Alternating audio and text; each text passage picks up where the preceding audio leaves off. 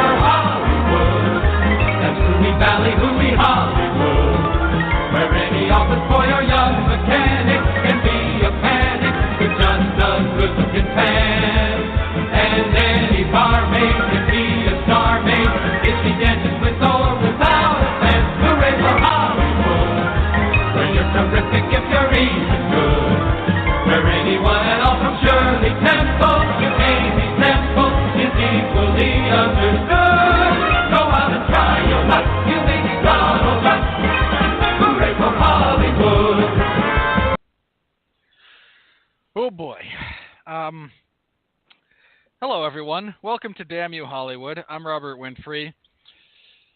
I'm here with Mark Radulich. I'm very grateful Mark's here, not just because he's not feeling well today and is kind of gutting through this, but because, for those of you who don't remember, a couple of weeks ago, it was last week when Mark and I reviewed whatever that thing was. I literally forgot about it.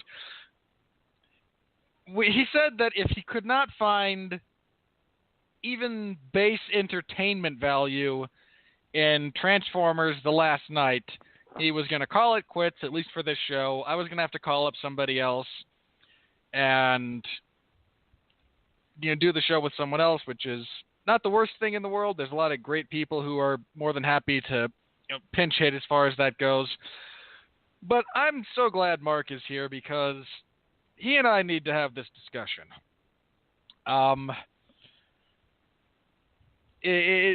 This needs to be us. There's some really poetic justice. Justice is a bit strong, but there is poetic, merit and artistic merit to the fact that he and I, after 2 years ago having a 3.5-hour screaming match over Age of Extinction, which is still terrible, by the way, have now come to this with Transformers The Last Night.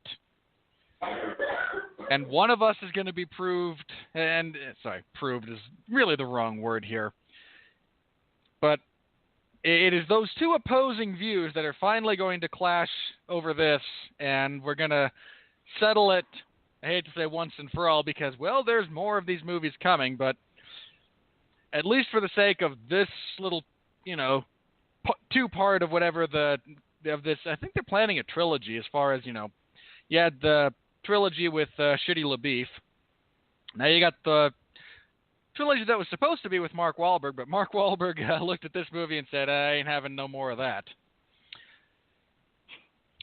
So I'm looking forward to this one. So Mark, thank you for being here, and I do hope you feel better, and I promise not to yell at you too much because I know you're, under the weather. I think this one may have broken me.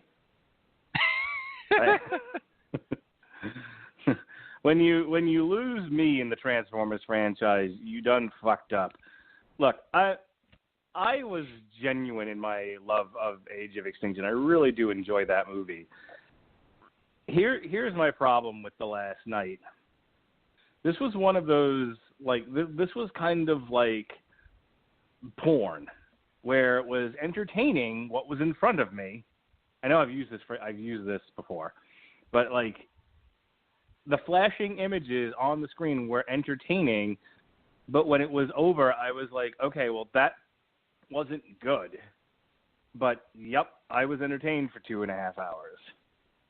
And that's it. And I didn't feel that way about Age of Extinction or Dark of the Moon or the original Transformers movie. I genuinely enjoyed those movies. Revenge of the Fallen is terrible. But this isn't even a well-made movie. Like, this fell in quality from the previous ones, which is a weird thing to say about a Michael Bay, robot schlockfest. But I am bereft of enthusiasm for talking about this. I'm here. This is the crown jewel of Transformers Week, so we're going to talk about it. But I just want you all to know I'm not happy about it. Yeah. I just want to say, I want this on record. Mark, please tell me I was right. What, that this is terrible? Yes. Yeah. You kept saying it was going to be bad, and I said no. It'll. I'm sure they'll at least be able to competently tell a story. You were right. Thank you. They really dropped the ball on this one. I don't know. Maybe next year's Bumblebee spinoff will be better. I doubt it. At this rate, I'm not sure that movie gets made, but we'll save that for when we talk about the money. Yeah. That kind of covers our expectation bit, actually. And just for the record, I have to say that I'm wrong frequently on this show and on others. So it's nice to be right every now and then. All right. Again, since that kind of covers expectation, I mean, again, we rebroadcast the episode of Age of Extinction review. For those of you who hadn't found it on Mark's YouTube channel, it is now in the archives here, I believe. Yep. So feel free to listen to that. It's, again, like 3.5 hours of Mark and I discussing that movie, which is shocking because it's so bad, but I digress. Sorry, cheap shot. Don't want to take too many of those. It's shocking that two people who have such different opinions on that movie and who are both you and I are both perfectly capable of agreeing to disagree, both with each other and other people. And just, shake hands. Okay, we disagree. Fair play. We're still friends. I went back and listened to it. We really picked that movie apart. Which it didn't deserve. When I say it didn't deserve, I mean it's not worth the time and effort we put into it. We broke that shit down like Citizen Kane. And Citizen Transformer, this is not. All right, let's get to the plot. All right. We open with a flashback to AD 484 and King Arthur. Because I imagine that's the only medieval character Michael Bay or whoever wrote this piece of crap had ever heard of. So we open there, and they're engaged in a battle, and they're clearly trying to channel the opening battle from Gladiator and failing miserably. And we also... Okay, this is a minor craft thing that I have to put out there just because I'm going to reference it more than once, and I apologize in advance for doing this a little bit out of order.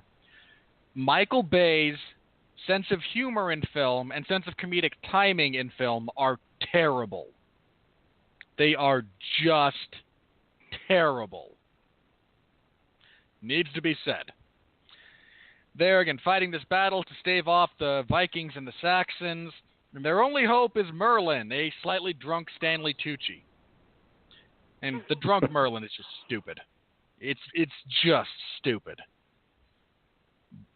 Merlin goes to a wrecked ship, a wrecked alien vessel. I'm sure all the people from Ancient Aliens are just happy as, a pig in shit. And he gets some power from the Transformers who've been on Earth forever, apparently. They form King Ghidorah, the giant flying three-headed dragon. Turn the tide of battle, save Camelot, all of which is narrated by Anthony Hopkins.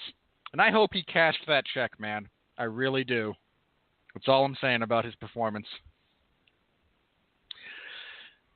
Okay, so it's narrated by him, and it's the crappy pre-title sequence where, pay attention. This stuff matters, and it doesn't.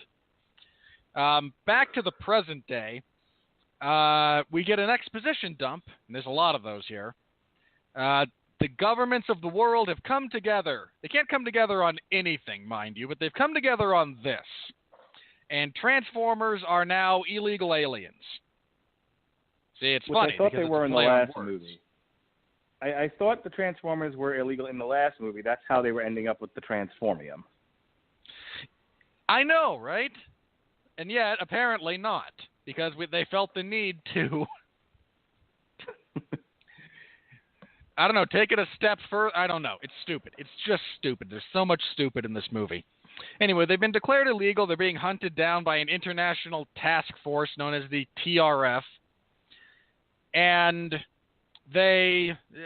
we show up in what I believe is the remnants of Chicago following the only decent part of the third Transformers movie, which is the last, that movie is so stupid. But the last third is pretty good. Which begs the question, why in the intervening years since that movie, and there's been quite a few in terms of passage of time within that universe, why they haven't rebuilt anything? I mean, millions and millions of people live in Chicago. I don't know how fair that is. I mean, that's just one football field, which they may not, which they can't get football fields in Brazil soccer fields in Brazil to operate after like the Olympics and shit. So, I mean, it just might have been that one particular football field. You don't see any other part of Chicago. The rest of it might be fine. It speaks to a larger issue I have with this movie as far as continuity of world, but I'll get to that later. Anyway, a bunch of dumbass kids, because it's a Michael Bay movie, sneak into this area that says restricted, you will be shot on sight. They are nearly shot on sight because, I mean, at that point, I kind of feel they deserve it. Because you will be shot on sight. We were made very clear about that. I mean, they all saw the signs. Like, they actually pause and read the signs that say, you will be shot on sight. And they kind of go, no, this is still a good idea. Okay, at this point, we're, doing the Lord's work and as far as cleaning the gene pool. They are rescued by our tough, no-nonsense 14-year-old kid who I wanted to die. I hate children in movies so frequently. They're rescued by her and a random Transformer, but it doesn't last because they're in a restricted zone that the government is closely monitoring. Said Transformer winds up dying. We're introduced to stupid sidekick to teenage girl. Then as the group goes into air, because they think there's a legitimate argument that they believe the children are in danger at the hands of these robots. So as they prepare to show up to get the children out of the dangerous zone, in comes Bumblebee and Mark Wahlberg, blow up a few things. A little girl cries over dead Autobot. It was the last. I hate that character so much. Mark Wahlberg threatens to punch a child in the face as he's escorting them out of the zone. And really, you shouldn't want to root for a grown man to punch a 12-year-old in the face. But I kind of was. Like, you're going to say the threat, you should follow through. You got to make an example, right? But he doesn't. Kids leave. The 14-year-old girl does not wish to leave because she, like so many other people in this world, is a mechanical prodigy. I mean, seriously, mechanical prodigy. She wants to go with Cade because she's lost her family and she hates the Decepticons and she doesn't want to go into foster care and she's a strong, independent woman who doesn't need no man. We find where Cade is hiding briefly before they leave the restricted zone because Cade's he's seriously wanted. Everybody wants this guy. He and Bumblebee are able to escape. We're reintroduced to Josh Duhamel's character of something Lennox from the original trilogy. He was one of the highlights of those movies, even in the terrible ones. He escapes. Free of incident, he takes the little girl with him. They go back to his junkyard on an Indian reservation. where he's hiding out, but not before Bumblebee is tagged with a tracking device, so now the jig is up. We are reintroduced to the group from the last episode, from the last movie, Ken Watanabe's character, John Goodman's character, and the random British guy trying to sound like Jason Statham. Cade the only salient points here are the little girl's obnoxious. Cade is struggling with the fact that his daughter's gone off to college and he's an outlaw and can't really communicate or have a relationship with her. And he's trying to raise these like baby Dinobots. It's just a terrible idea.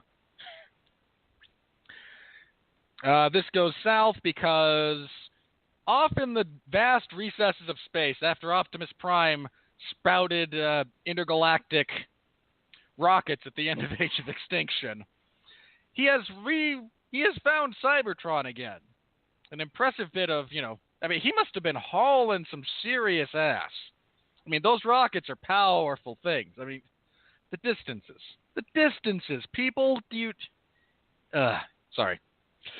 He finally lands on Cybertron and is captured by Quintessa, who is nothing but our evil MacGuffin.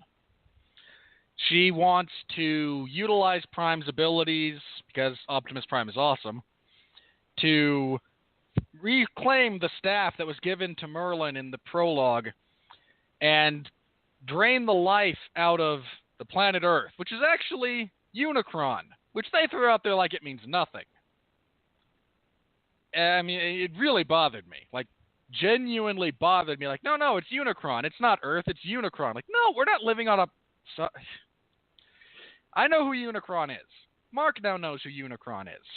I mean, because, you guys watched the good movie, the animated one, not too long ago. I saw it when it was in theaters. I've known who Unicron is since I was a child. I know. I'm giving you a hard time there. I apologize. That didn't come across as me jokingly poking at you. No, so yeah, no, it's Unicron, and they want to drain his life force to reform Cybertron, which, okay. I mean, I hate that they threw out Unicron like it means nothing, and tried to use it for a crappy sequel bait later, but not the worst plot line from a Transformers movie.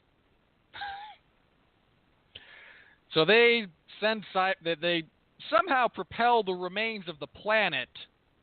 I don't know what force they're using for planetary propulsion, but they have it. They propel Cybertron towards Earth. It's gravity. It's just falling, because in Michael Bay's universe, there's gravity in space. Fair enough. Meanwhile, back on Earth, I forget the gentleman's name, the actor. A NASA scientist discovers that there's a giant planet that's going to collide with Earth. And he is subsequently poo-pooed by people because Michael Bay can't decide whether or not he likes science or hates it. He has a very abusive relationship with it, where we start here in Honeymoon, and, the White House aide that he's trying to brief is a jackass and just won't listen. And then by the end, the scientist who wants to use science to solve the problem is made to look like a moron because he's hit the abusive stage of the cycle. So they're trying to figure out what's going on. This is all... Oh, sorry, I forgot one point. Before they left Chicago, Cade found a dying Autobot who gave him a talisman. It's actually Excalibur. That is one of the signs of, the end of days. And this has all been observed by Anthony Hopkins, who orchestrates the bringing of Cade Yeager to him, as well as a British professor of, 3 different things. History, philosophy, and I can't remember the other one. Anyway, it really doesn't matter. He brings them together because she is the last blood relative of Merlin. And since the staff was encoded with his DNA, only a direct descendant can use it. And we get a massive exposition dump from Anthony Hopkins, as well as the introduction of Hot Rod with a crappy French accent. Another thing that really pissed me off about this movie. They're told you must save the world, because that's how these things go. And everyone kind of goes along with it. In the case of this British doctor whose name I can't remember, Vivian, I think. Because her father was... she's got dad issues. Details are never given, but she's got dad issues, and it turns out her father wasn't a crazy old man. He was right, and now she's struggling a bit with that, even though she's not really struggling because, well, acting range. She and Cade tear apart her father's office, find a clue, find hints, find the staff's location, find an ancient submarine that still works, and his room is... They mention it being a transformer, but that's never actually confirmed or discussed further.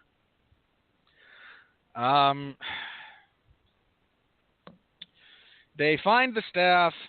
Cybertron arrives. Optimus Prime is turned evil under the influence of Quintessa. And you'll notice that... okay, by the way, Megatron's kind of a thing through part of this, but he's so marginalized, I'm not even going to mention him because you could have done this whole movie without him. Anyway, Cybertron shows up, starts draining energy from Earth to reconstitute itself. There's a battle scene. Optimus Prime is saved by Bumblebee speaking with his normal voice again. Bumblebee promptly goes back to using sound clips because continuity. They do their darndest to stop, again, Cybertron from sucking all the geothermal energy out of Earth. The plan of science fails, but our heroes triumph in the end, saving the world, but the horns of Unicron have started sprouting from various places around the Earth, and we are left with the teaser of, no, our whole planet's going to turn into a giant robot that then proceeds to go forth and devour other planets. All right. Mark, help me out here, please. I mean, anything that... I know I glossed over stuff there. Again, I'm going to be honest, the last couple of minutes, I don't even think I was listening. Oh, thanks. You're just like the rest of our audience. I'm sorry. I honestly nodded off there for a minute. I'm so look, sorry. If my dulcet tones can lull someone to sleep, I will count that as a win. Something I can add to my resume, I suppose. It's not you, it's me. I'm not well. All right. I think you got it. What I was awake for. I mean, right, let me say briefly, I skipped over a couple of things. One, the Megatron scene where he's recruiting his army is hilarious. And so unnecessary because they're all dead 5 minutes later. It's dumb. It's just dumb. But, yeah, I skipped over Megatron. I skipped over Anthony Hopkins dying. There's a lot of characters I left out because they don't need to be discussed. I mean, for a movie that you can sum up that briefly, and really, if you cut out some of my editorializing there, it's a really straightforward thing. This movie sure drags ass. All right, so here are my thoughts. As I said before, this is not a well-made movie. If you like a lot of action and you don't need don't need it to be coherent, it's perfectly entertaining. I'm not saying I always need my action to be coherent, but just because you have action on a screen doesn't make that a good movie. My favorite thing has been reading the audience reviews on Rotten Tomatoes because a lot of it is people yelling at those who have given it a low review, like, "Oh, you people just like French movies." All right, take it easy. I get the audience out there. One person wrote, my son thought it was great. He's 13. I totally sympathize with those audience members. This is why I'm not really bashing the movie as such. But this is a critical review, and we would be remiss if we didn't criticize the elements of it. A lot of the action, while visually stimulating, is still incoherent. Like, he loses track of a lot of shots. And there are things happening on screen that don't make any sense. There are things set up in the movie that don't make any sense. I think one of the things that really bothered me was they spent a lot of time building up Vivian, saying that she was the heir of Merlin, and sending her on this, like, adventure. And then it's like, you have to be the one to take control of the staff. It's, you know, our fate lies in your hands. What did she do with it? They literally get on the ship, and the ship flips over, and the thing, she grabs it and then does nothing with it, and then it disappears. No, she pulls it out of the thing. That's all she does. It's literally all she does. Okay. So unless what they're implying is that she's the only human being that can touch it, then I don't understand what the point of her being in this movie was. I also don't understand why Mark Wahlberg was in this movie. Like I understand he got the talisman that made him the last knight because it was Excalibur, but to what function? To what purpose? He literally does one thing with it, and that is he stops the Knights of Lausanne from killing Optimus Prime, and then it's over. That like literally it was called Transformers. Transformers. Mark Wahlberg saves Optimus Prime once. That's it. That's all that happens there. Like, they called this the last night, and then they did nothing with that element of the movie. One of the things I absolutely hated about it was, and we talked about this offline, there's a great story to be told of Prime's fall from grace and being overtaken by Quintessa. And if the movie had been about Prime trying to get the staff, and he wasn't like a bit player in his own movie, I think this would have been much more enjoyable. But instead, you spend 90% of the movie with Yeager and Vivian and Sir Anthony Hopkins, and you spend 2% of the movie with Optimus Prime. And in that 2%, he literally spends 1% of it evil and the other 1% of it good. It's the weakest writing I've ever seen, because it's like I can almost live with Quintessa looking at him and going, "Do you feel the need to be redeemed?" He goes, "I do," and suddenly he becomes evil. Okay, so you use mind control. I'll allow it. So the way to shake evil mind control was suddenly Bumblebee can talk. They've literally done nothing else to set up his voice box. Like, they gave him a voice box earlier in the movie, and it didn't work, so he took it out. And he ripped it out. And then, yeah, and he ripped out his own voice box. Like, okay, great. Glad we're still doing that gag. And then at the very end of the movie, suddenly he found his magic voice, and that was enough to shake Prime out of evil mind control. It might seem like a picayune point, but it's not strong writing. It's not strong writing at all. And while some people may be willing to live with that, if that was the only detail about the movie that I had an issue with, that would be one thing. But it's one of many. That's the third or fourth one I've mentioned. My biggest issue, other than I thought the Unicron thing was stupid, and I think they're just fucking shoehorning it into the plot of the movie because, like, oh well, what haven't we used yet? Well, we haven't used Unicron. Great, Earth is Unicron. Moving on. But Cybertron is in pieces. They drag Cybertron into Earth's orbit, and there isn't massive tidal waves and interplanetary destruction. I mean, look, I'm not trying to be all Neil Tyson Degrassi over here, but even I get elementary physics. If another planet, I think they hit the moon at one point. They did. They hit the moon.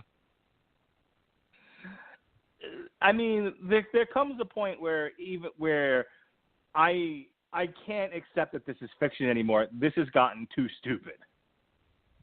So any one of those things could have been acceptable. When you start piling them up together, you just get this nonsense pile where it's like, okay, well, this wasn't a very well-written movie at all. And performance-wise, the chick who plays Vivian's okay. She's just sort of running around looking confused and hot. Sir Anthony Hopkins is never going to give a bad performance. He sort of just he kind of Sir Alec Guinness's his lines through the whole thing. He's just like, you want me to read what now? Sure, whatever. I'm spending this entire paycheck on hookers. And so Sir Anthony Hopkins just reads his lines, and he's fine. Wahlberg's phoning in his performance, and that's it. It's about as good as Mark Wahlberg can do. Let's be fair. He's been better. He's been in some other roles where he actually had to act, and this one, honestly, I feel like he just showed up to set, read his lines, and walked off set again. Overall, I don't want to belabor the point. Overall, it's a C at best. I wasn't bored, but it's not good. All right. There's a few things here I want to deal with specifically. Because for some reason recently I've been looking at movies and going, who edited this? Because, I mean, some of it's writing. Who edited your script? How many points of failure along the way were there here? Michael Bay's visual editing style has always been erratic. I mean, look at Armageddon, which is a movie I actually enjoy. And I've mentioned this in the past. You want to throw stuff at me? Fine. This is my example of, no, this movie's not very good, but I enjoy it. The editing in that movie is so rapid fire, especially down the stretch, that it's jarring, and not in the way, not to any purpose. It doesn't serve a function. It simply is jarring. You get a lot of that here. I mean, for as much as Michael Bay's whole style is, I'm going to make action, he can't seem to shoot action scenes. They're so cut to so many different angles, with so many, and this is something that Andrew Graham shared a video with us that I hadn't realized that this particular reason is for why this was bad. The point of focus from cut to cut is so all over the place. You can't visually process it. And you couple that with bad writing, which we've got here in spades. And again, how many points along the way have failed us here? As far as writing goes, teenager that they introduced in the beginning does not need to be there. Straight up. Serves no purpose in this entire movie. Yeah, like they introduced her in the beginning, and then she disappears for 90% of the film, and she, I think, reappeared at the end and served no purpose. The only thing she does at the end is her stupid little robot, Squeaks, blows up the gun turret that's pinning them down. And I've got a much better idea for that. They could have given that to any character. Yeah, I mean, here's what I would have done, structurally. The opening, instead of this, big kind of bait and switch with stupid kids who just make you want to punch them, you just have Cade kind of wandering the wastelands of this part of, this part of the country that apparently has been left a wasteland. I mean, that whole scene, when the TRF and the Decepticons attack, it starts out like in a town that looks like it would be abandoned in that part of the country. And if you've never been to that part of the country, Dakotas, Montana area, that's a real thing. It starts out like, again. Would it have killed the filmmakers to have actually made? Would it have killed the filmmakers to have actually made a movie focused on Optimus Prime, like every other movie they've done so far? Maybe show a bit more of his journey into space. Maybe show him on Cybertron finding Quintessa. Maybe them sending Prime on smaller missions of infamy to build to build up his loyalty to them, and not deal with the same plot with the humans. Because again, we just did this with the humans in the last movie where they were killing Transformers. It was like, oh, Transformers are now illegal. They were illegal in the last movie. And the one before that. I mean, the whole, last 2/3 of 3 deals with them being kicked off the planet. I mean, it's just again, it's just dumb. But this small town again in like rural South Dakota suddenly has like skyscrapers just because Michael Bay wants to film on tall buildings. Deeply stupid. So you start that whole bit with just Cade. You don't need the girl for him to give an exposition dump to about his daughter. You can do that through both visuals and maybe he talks with, the Transformers with a couple of the Autobots about it. I mean, really, all you need is that scene where he's on the phone with his daughter but can't speak. Right. Because they'll be able to triangulate his location after they voice print ID him. Let Mark Wahlberg act to the best of his abilities. And maybe he shares a few lines with, again, one of the Autobots. We don't need another character here. And then at the end, instead of, let's pay off this stupid little junk bot, it's a claptrap. That's really what it is. Borderlands fans know what I'm talking about. They're pinned down by the gun emplacement, and Optimus Prime shows up on the three-headed dragon and saves them. Because for some reason, despite Optimus Prime being the first person to leave Stonehenge and try to get onto the planet of Cybertron and engage in battle, he's the last one to show up. Because logic is not a thing in these movies. There's like a whole couple. I don't feel we need the daddy-daughter issues with Vivian, especially since they don't go anywhere. I mean, if there was some kind of payoff, maybe. We certainly don't need her talking with her mom and her aunts around the table about how she's still single. Look, I'm fine with the little Michael Bay stupid jokes. What I'm not fine with is let's make her the heir of Merlin and then not have her do anything that pays off that storyline. Zero. Yeah. Nothing. No, yeah, that's the thing too. They never. There's just so much that's bad, and really, I need to bring this up because I've yelled at Zack Snyder about this. Zack Snyder, as a visual director of action, one of his signatures is the maybe slightly faster than normal speed shots going into slow-mo, going back to normal speed. It's just part of his visual style. It has been forever, and it's annoying at times. And I've yelled about it because I feel he's overly reliant on it. I mean, Mark, if you want to get absolutely wasted watching this movie, take a shot every time we get a slow-mo action sequence. I mean, I'd recommend having paramedics on hand. You will probably suffer alcohol poisoning. Oh, if it wasn't for the slowdowns, the movie would be 90 minutes long. I'd be okay with that. Right. Again, hang on. The last thing I want to touch on is because you brought it up. The real story here, and for the last couple of movies, has actually been about Optimus Prime. But for some reason, Michael Bay and the people in charge of this don't want the Transformers to actually be characters. They don't want them to have arcs. They don't want us to spend a lot of time with them. I mean, maybe it's too expensive. And no, the budget. More humans. That's what people want to see.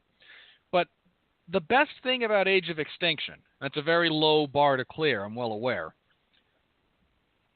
was Optimus Prime being just kind of this bitter, disillusioned war veteran trying to kind of come back to grips with, there are things in the world worth fighting for. Kind of finds that at the end when he decides, no, you can even play it the other way where instead of finding his purpose as far as, Earth is worth protecting at the end of Age of Extinction, it's just, you know what, I've so had it with all of this, I'm going to find God and kill him. Which is fine, too. I mean, it's a perfectly valid place for him to be at emotionally. And then in this movie, the real, actual, interesting story that they could have told, like you said, is Prime falling to Quintessa's influence and then finding redemption when he comes back and has to save Earth. There's an actual story arc there. There's a good movie somewhere there's a good story within that basic framework. It exists. But, I mean, Optimus Prime doesn't make an appearance for the entire, middle half of this movie. We see him arrive on Cybertron. We see him and Quintessa talk. We see him, again, succumb to mind control, for want of a better phrase. And then nothing until Cybertron shows up. I mean, it's just so stupid. And, I mean, again, somewhere within... I've said this about a few of the other Transformers movies. Somewhere within, even, Revenge of the Fallen. Somewhere within Revenge of the Fallen is a good movie. At least a watchable movie. I mean, it's somewhere in the neighborhood of 35 to 45 minutes shorter and is better edited. But it exists. Dark of the Moon, number 3, has a great war sequence for the final act. The Battle of Chicago, legitimately one of the better battle sequences, certainly of Bay's career. Age of Extinction, again, you have Prime's journey. And here you have, again, the continuation of Prime's journey. That's where the story should be centered. And instead, there's a lot of time with, pseudo-romance between Mark Wahlberg and British lady. And which, again, I would be able to tolerate if they gave them something to do. But they gave them a mindless... Mark, she's the love interest. Because Mark Wahlberg didn't have a love interest in the last movie. The studio mandates there must be a love interest. They gave them an elongated sequence on that submarine which went on forever and had no payoff. It was the most ridiculous thing I'd ever seen. It was by the time we got done with that, I was actually exhausted. And maybe that's why by the time we got to the final sequence, with the fight between the Dragon and Optimus Prime and Megatron and whatever, I was like, I don't even know what's happening anymore. It's just like this. Suddenly, it was an ECW tag team medley. Everyone showed up, and New Jack came in and hit somebody with a vacuum.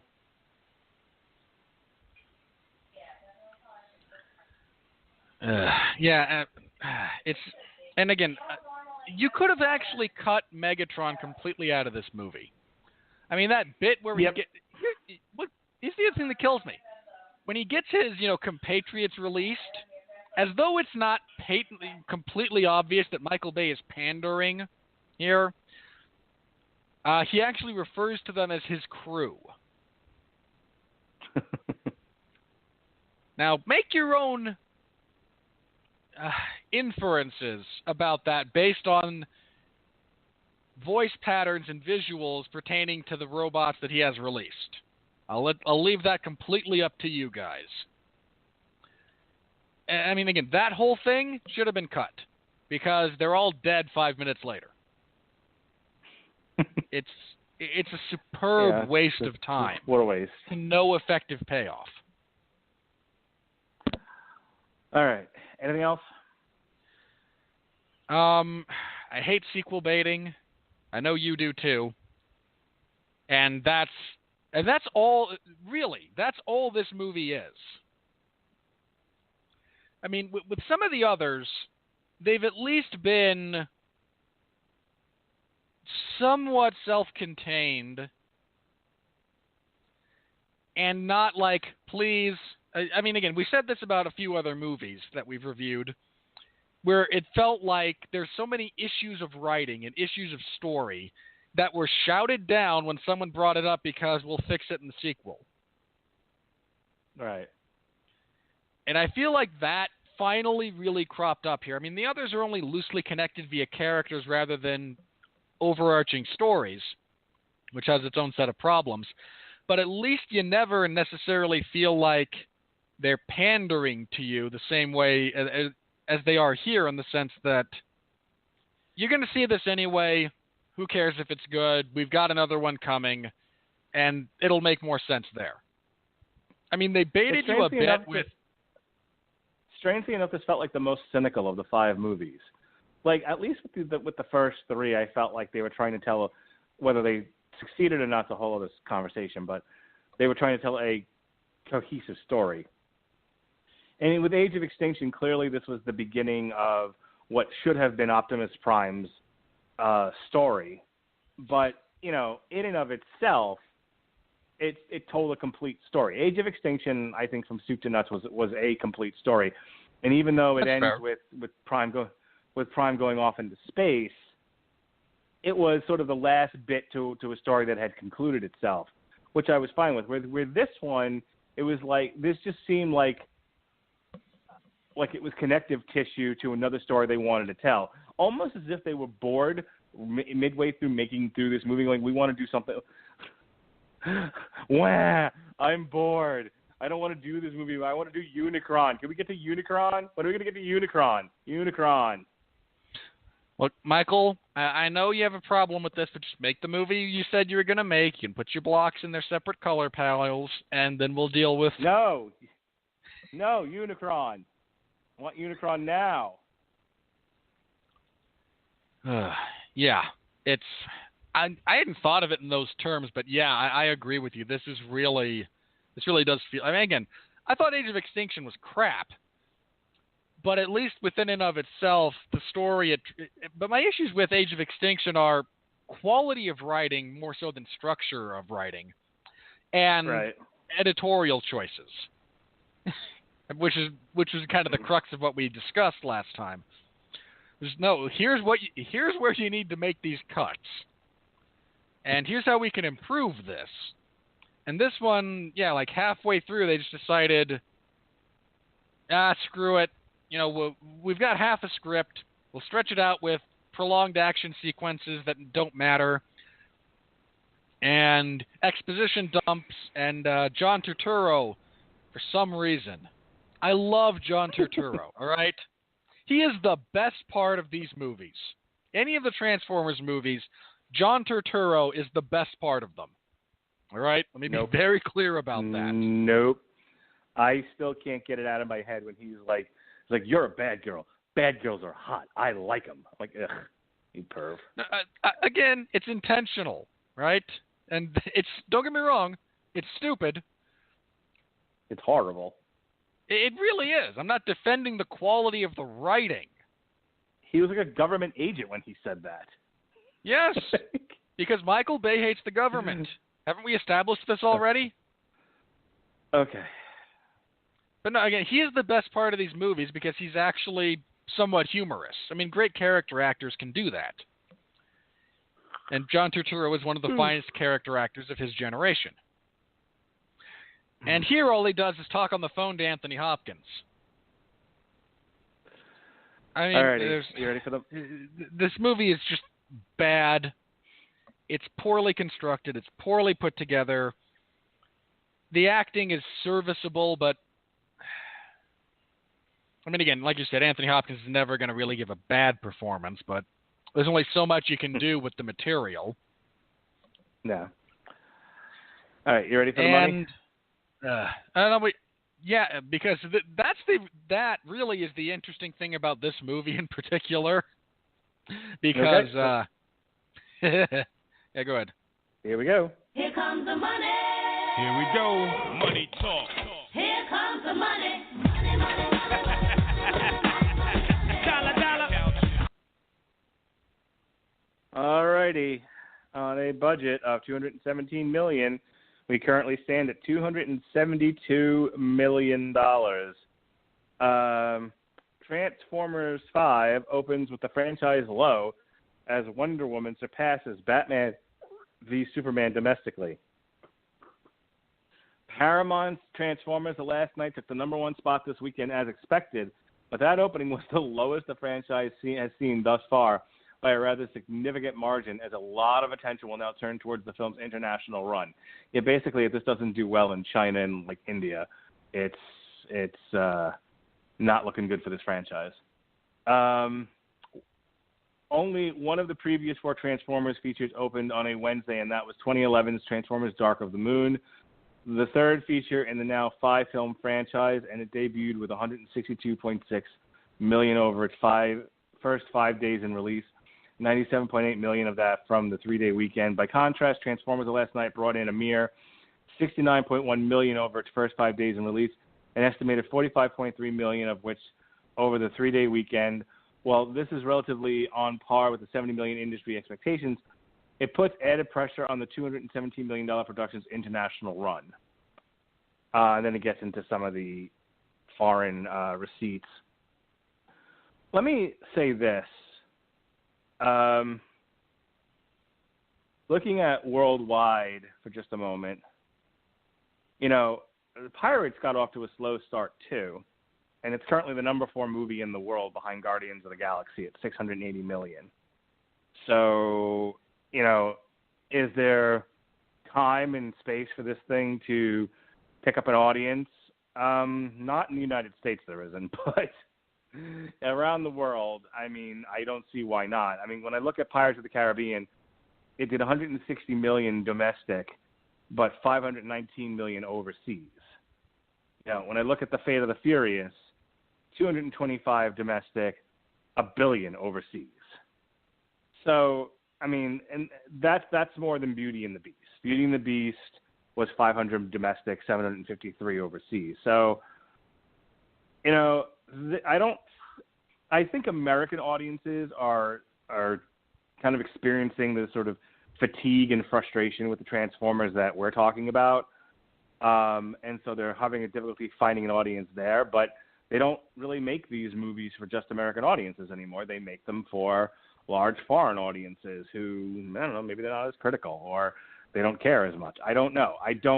I can't explain why, other than when they were destroying Hong Kong, and I guess people could say, well, look, we're on TV. Why there's such interest internationally in this kind of a movie.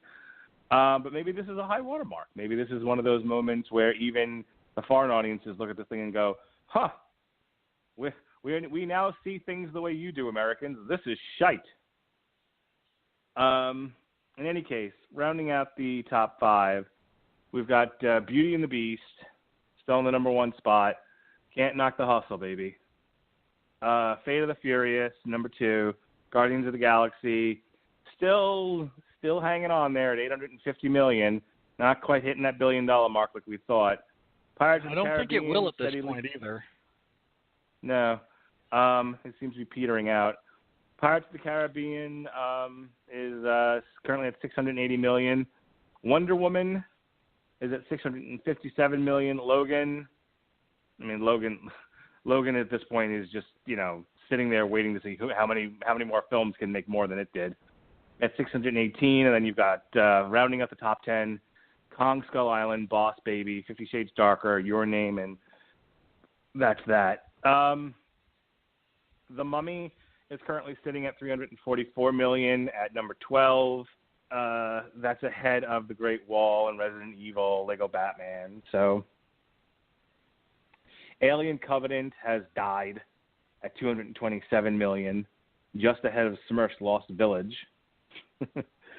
Cars 3, which we reviewed last week, currently sitting at $143 million. Not exactly the $1 billion Pixar movie not exactly the $1 billion Pixar wanted. But maybe things move on a little faster. It's currently ahead of King Arthur, which of course died on the vine, and Power Rangers, both at $140 million apiece, and just ahead of Baywatch at $137 million. I really don't have anything more to add to it than that. I think Transformers has some work to do to get its audience back, especially in the United States. There'll always be an audience in this country for big, dumb action, but they don't make these movies for just a niche audience. These are supposed to be, Age of Extinction, I think, was the number 1 movie of that year. It made over $1 billion. The other Transformers movies were around that much, their worldwide total. If you're Paramount, you were banking on The Last Night being $1 billion picture, and if it comes nowhere near that, right now, if it's like $500 to $600 million, that's not great. I mean, That's it's barely profitable. Yeah, I mean, it's one of those where, well, back to the drawing board. I don't think they'll cancel the Bumblebee spinoff. I think Bumblebee has enough cachet with kids that it's worth making the movie. But they're Yeah, going to have sure. to seriously look Especially at one that's going to be set during World War II. Super happy fun times for all the kids.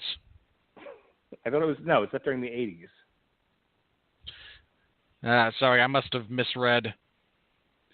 So that whole bit about Bumblebee's been around forever and participated in World War II, I mean, where did that come from? Doesn't matter. Does any of this matter? In any case, It I doesn't think matter. Paramount... None of this matters.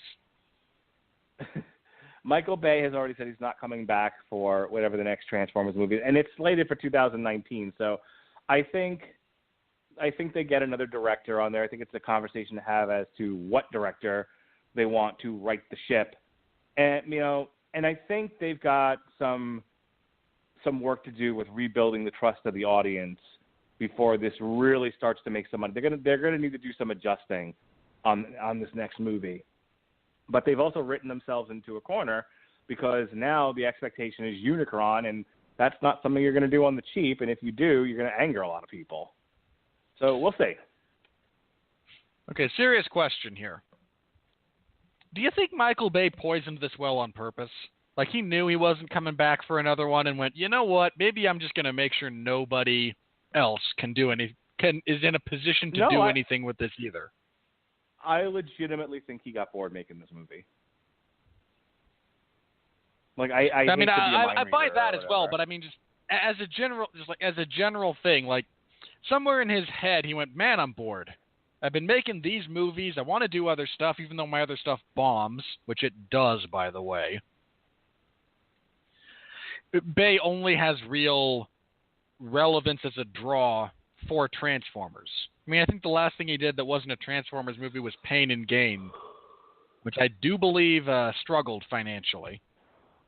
Right. I'm not sure if I'm correct about that, but I'd have to double check. But just if somewhere in his mind he kind of went, you know what, I'm bored, I'm done, not coming back for another one. I wonder if I can make this bad enough to where I can actually kill the franchise on its way out. I don't think he thinks that way. Like, you're giving him a lot of credit for thinking in 3 and 4 dimensions. And I'm pretty sure he got as far as, I'm bored, Unicron, and that was it. I don't know. I mean, look, there have been plenty of stupid professional wrestlers who, significantly damaged a territory on their way out the door. Yeah, look, there's something to be said for intent, and then there's something to be said for, just doing it because you're a dummy and you don't know any better. And honestly, I don't think a lot of effort. Little from column A, a little from column B. Yeah, but I wouldn't see. I mean, that's it's a strong accusation. I mean, I get that we're doing somewhat of a bit here, but it's a strong accusation to say that a professional filmmaker purposely tanks his own movie. Because he if I can't have it, nobody can. I mean, he'd never work in Hollywood again if it got out that was true. So I tend to think the simplest answer is the right one, and the simplest answer is he just got ADD midway through making this film, and was like, fuck, and then Prime comes down and beheads a bunch of guys, and there's a dragon, and Mark Wahlberg's got Excalibur and stops Prime from getting killed. And end credits. Okay. Sure. I don't know. This feels, and since you kind of brought up this being the most cynical of the movies, maybe that's because I finally feel like maybe everyone realizes they've been conned the whole time. This is the last... This is the final bit of fleecing from the Rain Man before he jumps in his car and books out of town. Robert Winfrey standing on his pedestal going, finally, you see it my way. You laughed at me. You all laughed when I told you the first Transformers was garbage. And now you're finally coming along. Yeah, then the next one's going to do $1 billion, and you'll be right back to where we started. Look, hang on. If the next one is good, and the next one looks good, I made the predictions. I made the predictions on these movies based on known data, and then I analyzed them after the fact to the best of my abilities. I mean, it's not like I said these can't be good. The likelihood was very small. But there's no mandate from on high that Transformers movies must suck. I'm legitimately disappointed. I went into this, expecting a lot of fun. And that's the thing, is like, I hate to be that guy, but I didn't find this movie to be particularly fun. But I think the lack of fun comes from the fact that it's just a poorly written movie. Are you ready to delve into the wild, wacky world of professional film critics?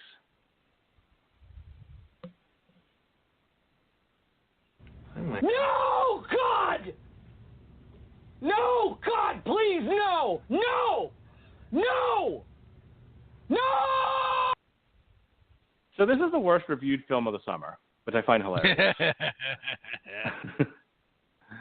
And look, the whole point of this is to point out the sort of ridiculousness of professional film critics and how bad they are at their job. There's a lot, like, if you think we're being overly harsh on this movie or being negative, you should see some of these film critics. We're at least attempting to give you critical analysis. I'm pretty sure a lot of these people, like, would have preferred to be waterboarded than to watch these movies. There's a lot of, like, hoity-toity, like, oh... Wait. This is one telling of the me things I could have...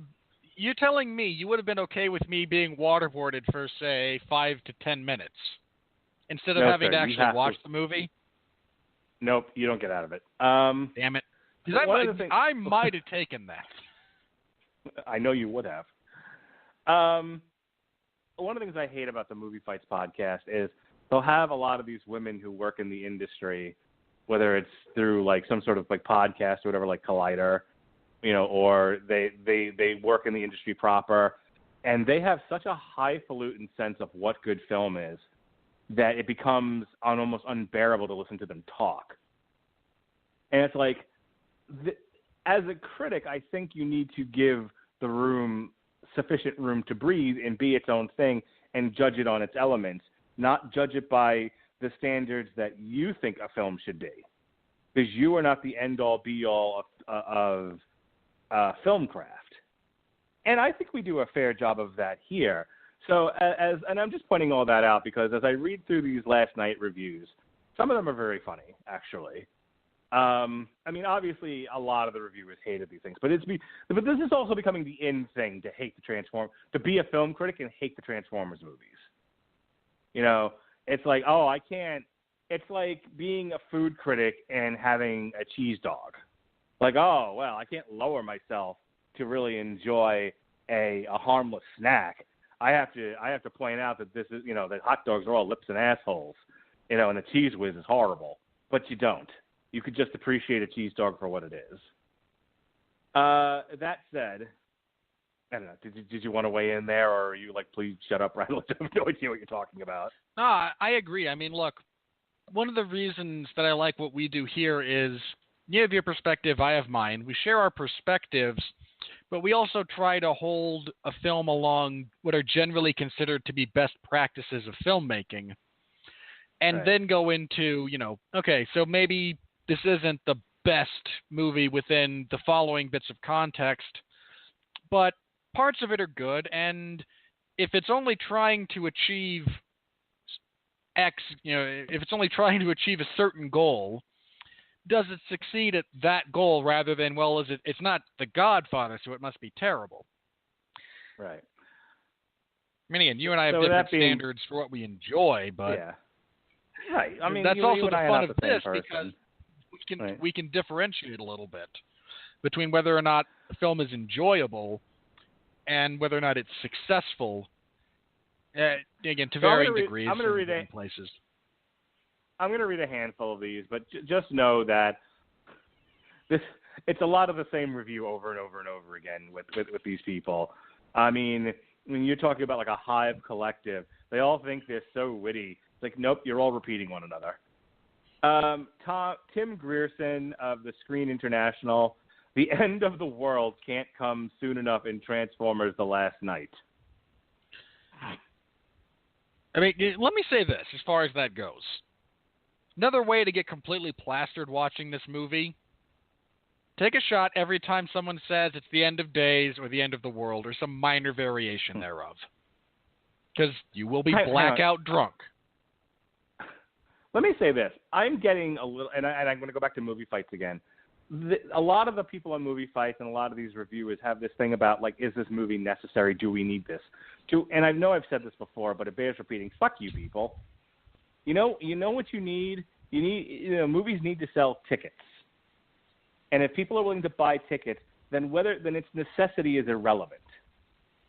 And it really bothers me that it is not up to the film reviewer. It is not up to these people who go on movie fights, who work in the industry, to start making determinations as to what movies, as to what the market. And here's where I become like a hardcore capitalist. But to what the market will accept as an appropriate movie. They can make Minions movies to the end of time as long as people are buying them. I may not like them. It still bothers me that Minions made $1 billion last year, or whatever year it was. But I say that because, like, the next one's going to get into, it's time to abandon these movies. I'll read the whole thing, but it's like, but I saw this as a theme too. It's time to abandon this. Fuck you. Who gave you the right? You know, if no one showed up to this movie and you said it's time to abandon this because no one saw it, that would be a logical thing to say. But it's time to abandon it because it doesn't meet my particular taste. Oh, go fuck yourself. Go choke on a tailpipe. Is that wrong? Am I being unnaturally surly? A little, but at the same, I mean, look. If you have arrived at the point with these movies as a reviewer and as a fan or as an observer of film, that you guys are clearly out of ideas, which they pretty clearly are. I mean, we're down to Unicron is Earth because reasons. You're creatively bankrupt at this point. You have arrived with this particular film at a combination of not no one seeing it, but there's such a diminished return on what was expected and what the others have done, combined with this being whatever you feel about the franchise as a whole here. Whether you're like me and can't stand the majority of them, or like Mark and tend to enjoy them. I don't care where you fall on the spectrum here.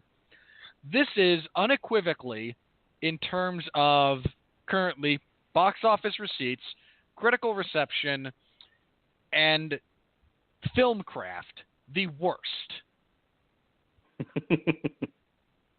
We've arrived at a point where there's a legitimate argument that can be made to say, maybe we ought to rethink this. Okay. There's a world of difference between... Hang on. We're not there yet financially. No, we're not there yet financially. This movie, we're not talking it's at the end of its run and it's barely made its budget. I'm just saying that there's a reasonable amount of projection that can be done about the profitability of this film at this point, though. And again, there's unreasonable amounts as well.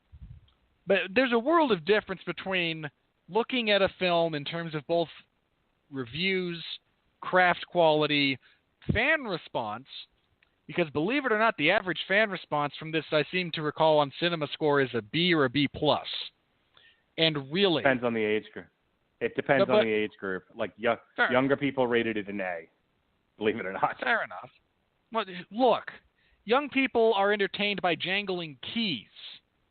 Oh, right? Stop it. Be nice. I don't mean that as an insult. I was entertained by jingling keys for many years. Look, in the interest of time here, Matt Goldberg of Collider, it's time to abandon the nihilistic characters, the bad jokes, the oppressive set pieces, and start anew. The best thing you can do with Transformers: The Last Night is leave it behind as quickly as possible. Yep, okay. That's why I went off on that rant. There's a few things here that need to be unpacked. One, I don't think Michael Bay could spell nihilism, much less insert it as a theme into his film. Two, okay, the bad jokes got to go, especially in the quantity that we got them in this movie. But again, calling on if you arrive at the conclusion that, maybe it's time we both rethink and possibly even reboot this with some new people involved, a new creative direction, that's a potentially valid point to arrive at. But your methodology of getting there is flawed, and your call to let's all forget that this ever happened is a bit much. I mean, the only movie I've ever seen that I tended to feel that way about was Cars 2, and thankfully everyone seems to have adopted that approach. Hilary A. White of the Sunday Independent in Ireland. The movie equivalent of a bag of tangled up Christmas lights. All soul-destroying untidiness and faulty circuitry. Yeah, it's a bit hyperbolic. It's funny, but that's what I mean. Like there's a couple of these that I found to be insulting. Some of them I'm gonna give the people who reviewed this and made like funny lines out of it a pass. We all gotta make a funny sometimes. That's actually somewhat accurate. I mean, again, I think she takes it a little bit too far, but the cinematic equivalent of, once a year I have to get into this mess of wires that invariably tangles itself, is difficult to unpack and understand, and faulty half the time, is really not a terrible analogy in this instance. Nope, I'll give you that one. Charlotte O'Sullivan of the London Evening Standard. Though convoluted and mostly indistinguishable from Piffle, it's by no means the worst of the bunch. Oh, it is. It is far and away. I don't know. Revenge of the Fallen still makes no sense to me. Hold on. Revenge of the Fallen sucks, all right? Let me be very clear about that. But the basic premise of Revenge of the Fallen is powerful, former guy is fearful to come out of his castle because he knows that, only a prime can kill him. And as long as there's a prime out there somewhere, he's in danger. So get rid of the last of the primes and I'll show up. The quest to bring Optimus back from the dead. That's actually pretty solid. Now, the fact that it is overly complicated with leg-humping robots and Sam in college, and, we actually need to come to Earth for a specific reason, and Devastator's balls. Okay, no. Problems out the wazoo. But at least they kind of hit the main storyline and follow it, as opposed to this.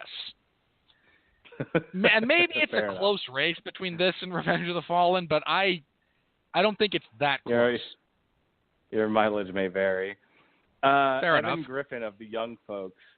Blockbusters have no excuse to be stupid this far into the 21st century. Well, that's not true at all.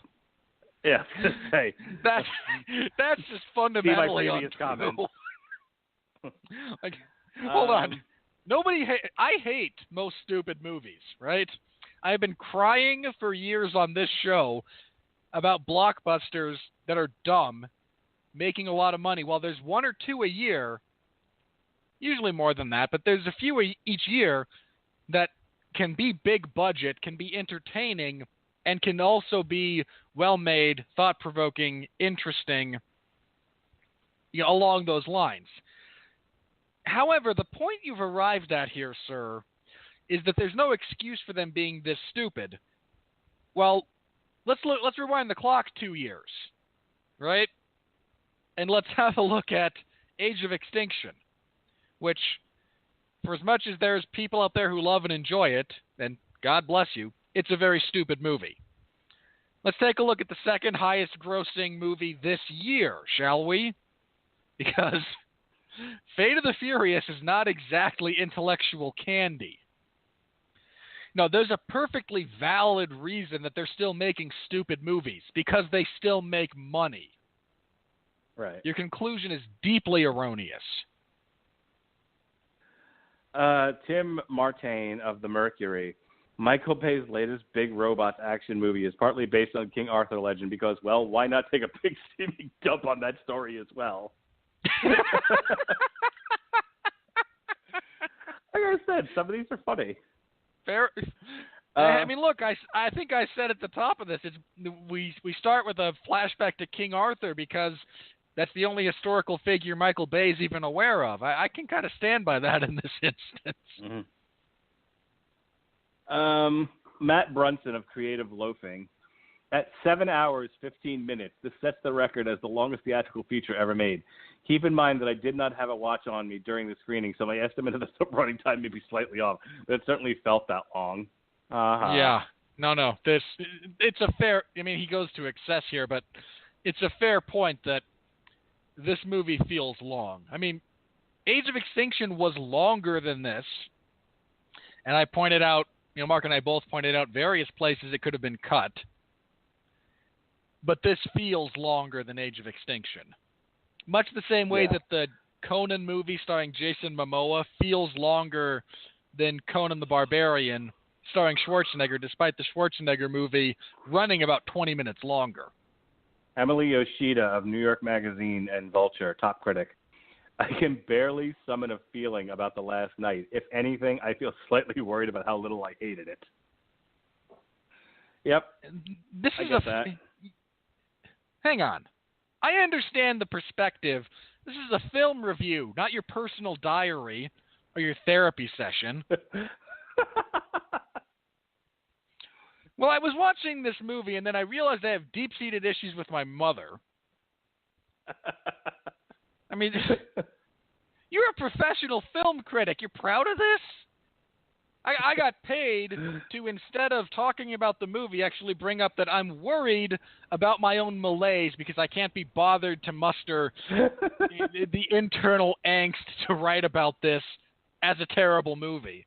How about the fact that you're now using a professional publication as your live blog on your journal to self-discovery that you're going to title what? Eat, Film, Love? Come on. Sarah Michelle Fetters of MovieFreak.com. I'm not sure they're even trying anymore. That's valid. That's fair. No, that's fair. Eric There's D. so little Snyder effort in this movie. Eric D. Snyder of EricDSnyder.com. The film quickly devolves into undifferentiated shooting, yelling, and exploding. Yeah. Jamal Dean Grootboom. That's an awesome name. Jamal Dean Grootboom of the Independent Online in South Africa. Nothing in this film makes sense. Yeah. I mean, yeah, no, it's a stretch. It's a stretch.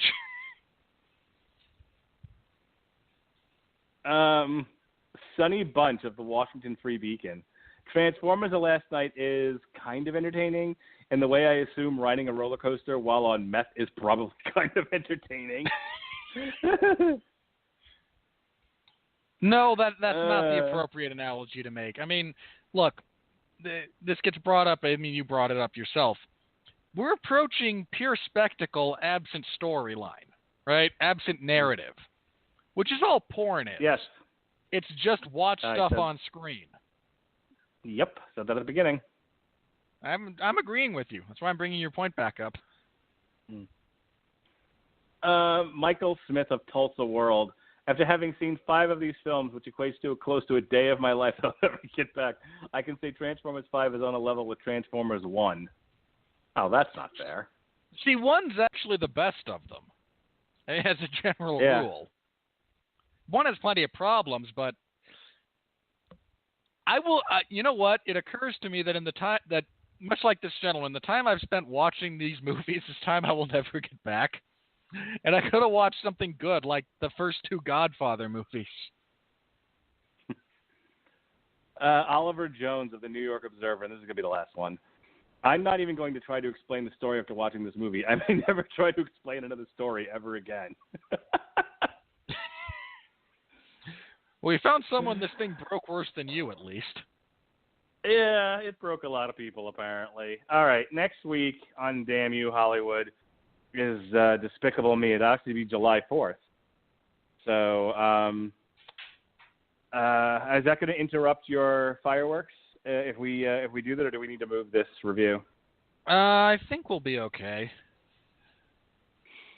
Okay, I have little kids, so I'm not we don't get. anything else.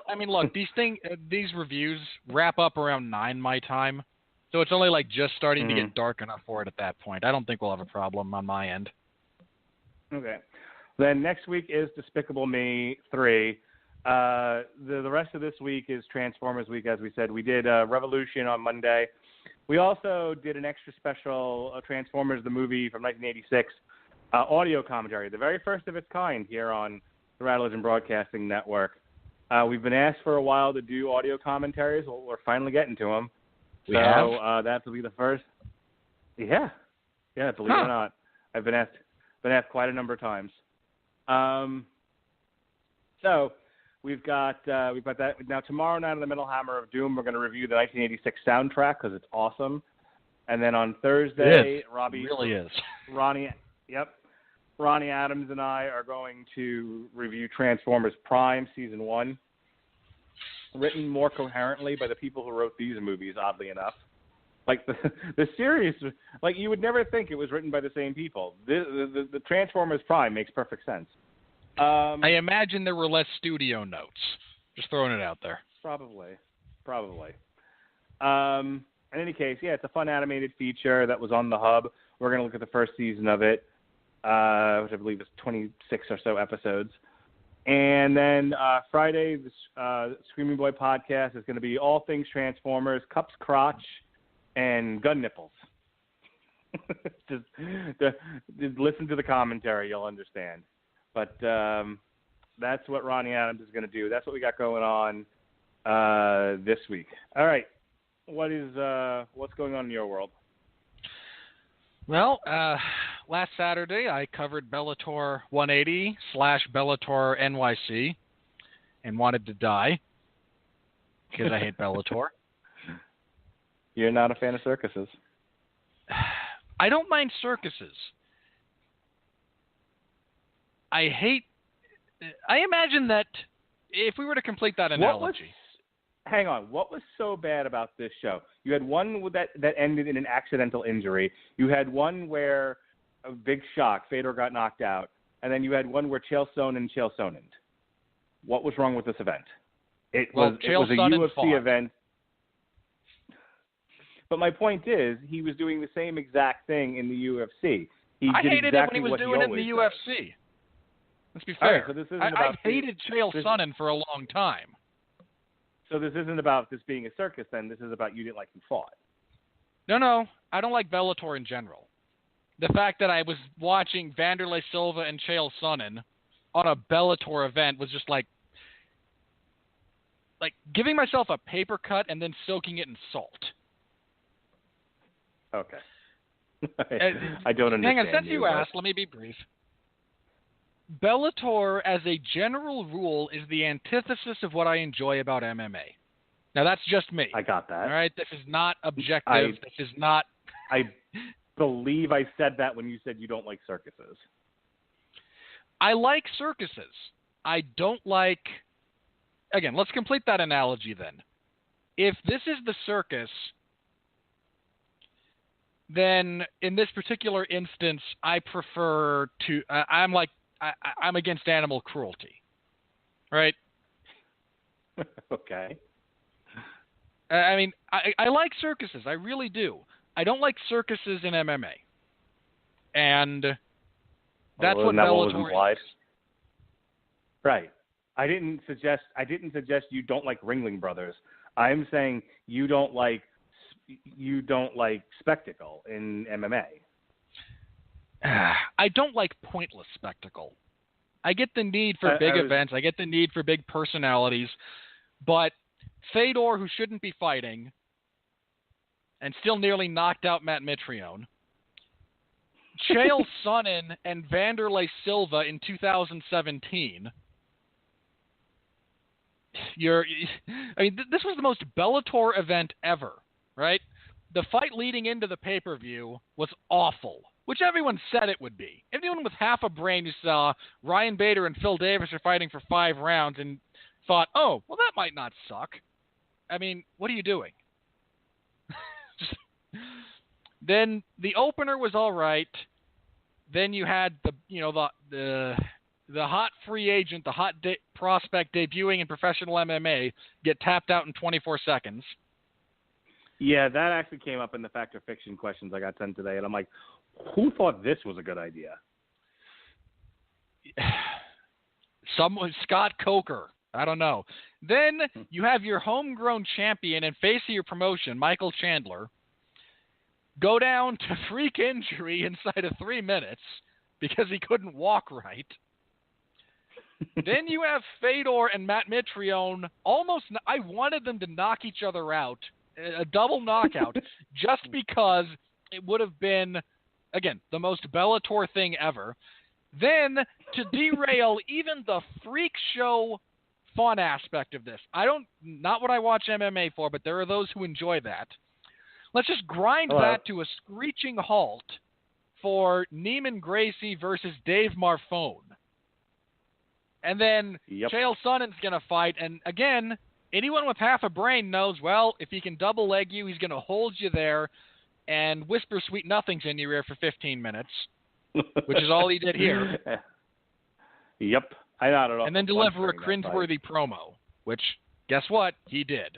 I hate Bellator. They are just everything I dislike about the sport. And again, plenty of people enjoy it. Godspeed and party on. Not here to judge. Just me. I'll allow it. Sunday I covered UFC. Sunday I covered UFC Fight Night 112. Wherein a fighter crapped the cage. Not a joke. Not a metaphor. Literal poop.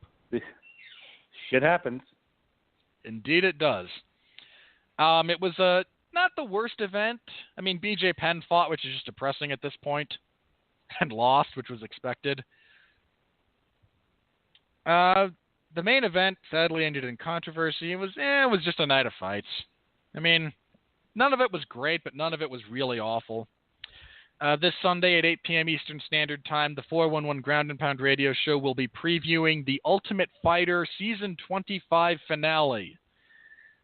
Look, let's all just pray nothing bad happens to Michael Johnson or Justin Gaethje between now and then, because that fight should be awesome.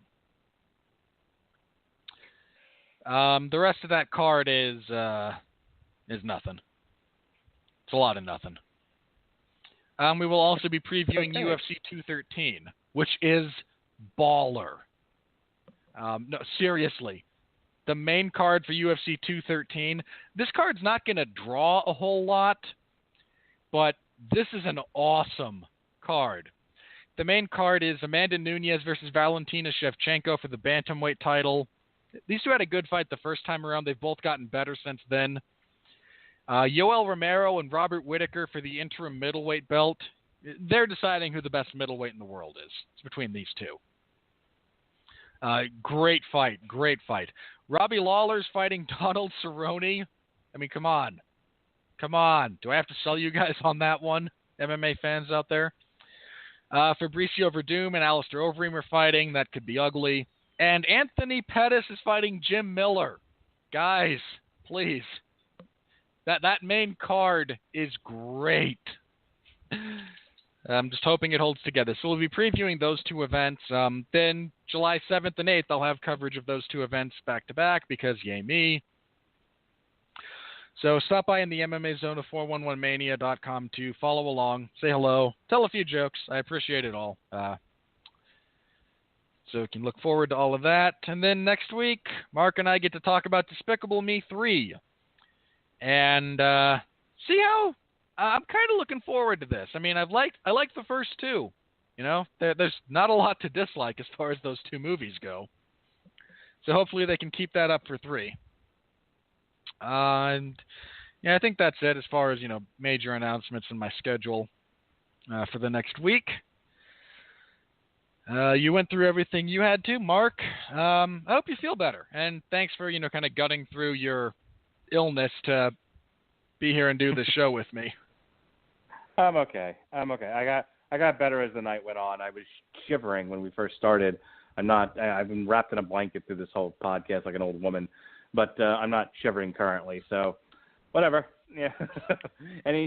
As long as I'm not passing out or shivering or anything else or in serious pain, I'm not going to complain.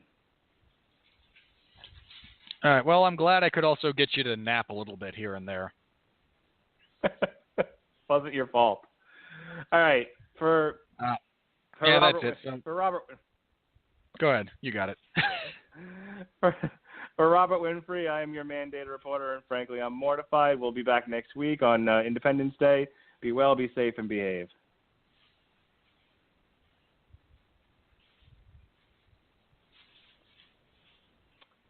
Hey, Blog Talk Radio, play those dulcet tones. Blog Talk's been screwing with us. It's been screwing with our soundboard for most of the episode. God damn it. Let me try. Hang on. Hang on.